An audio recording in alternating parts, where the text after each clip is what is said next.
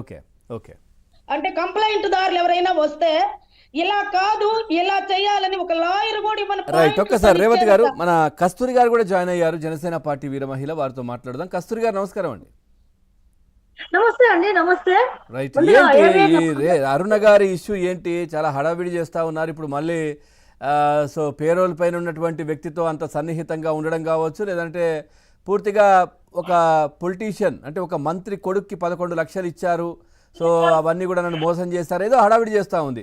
మీకేమైనా తెలుసా ఇవి ఈ ఇష్యూ సంబంధించి? నాకు గత 4 days 3 days తో యూట్యూబ్లలో ఛానళ్లలో వాట్సాప్లలో హల్చల్ చేస్తుందండి.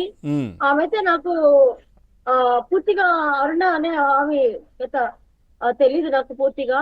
నేను గత 3 days 4 days నుంచి యూట్యూబ్ ఛానల్లో చూడటమే తప్ప ఆమెనైతే రియల్ గా చూడలేదు. గత ప్రభుత్వంలో కూడా నేను ఎక్కడ చూడలేదు. మా నెల్లూరు జిల్లాలో ఎంతో మంది మహానుభావులు పుట్టినటువంటి గడ్డ ఈ గడ్డ, నెల్లూరు గడ్డ. మహిళలంటే ఒక పోరాట యోధురాలుగా పేరు పొందినటువంటి మా గడ్డ నెల్లూరు గడ్డ.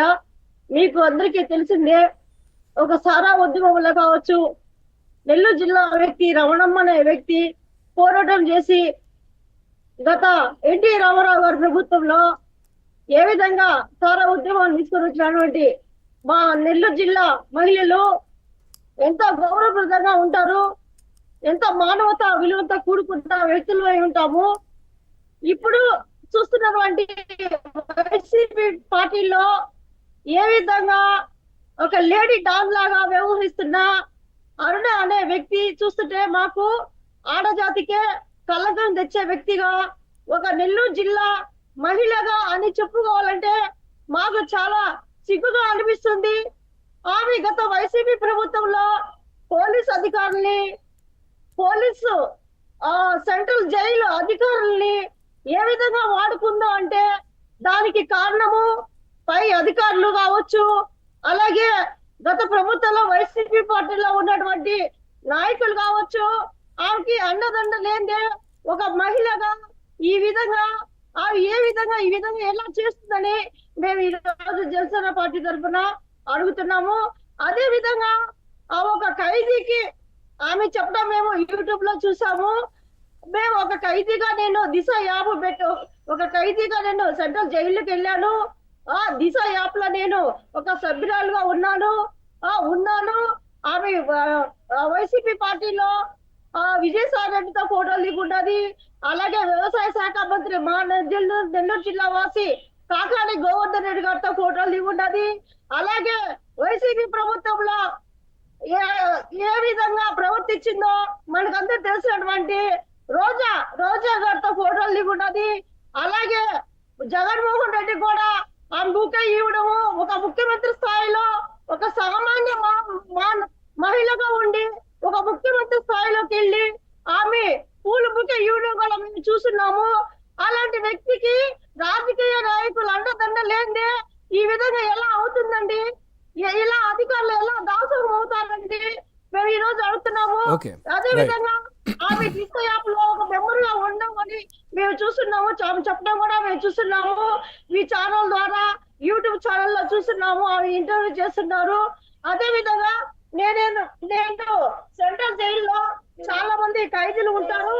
ఆ ఖైదీలందరూ కూడా ఎంతో మంది కోల్పోయి ఉంటారు, వాళ్ళకి అక్క చెల్లెలు ఉండరు, అనాథల్లాగా ఉంటారు.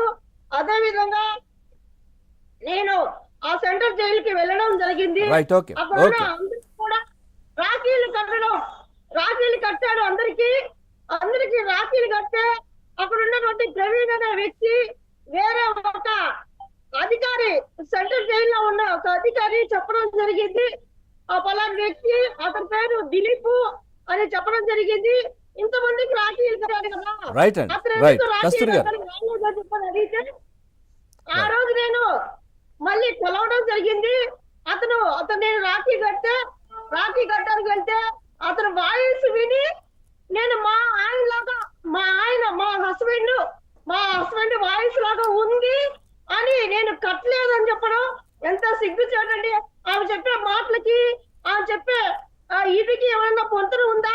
రైట్ కస్తూరి గారు, పొంతన ఉందా ఓకే రైట్ లేడీ డాక్టర్ని తయారు చేసిన గవర్నమెంట్ ఏదైనా ఉందంటే అది వైసీపీ ప్రభుత్వమే. అలాంటి వాళ్ళకి ఈ కూటమి ప్రభుత్వంలో కూడా అన్నదన్నులు ఉండాలని రైట్ కస్తూరి గారు వస్తాను, మళ్ళీ మాట్లాడతాను. కస్తూరి గారు వదిలేస్తున్నామండి.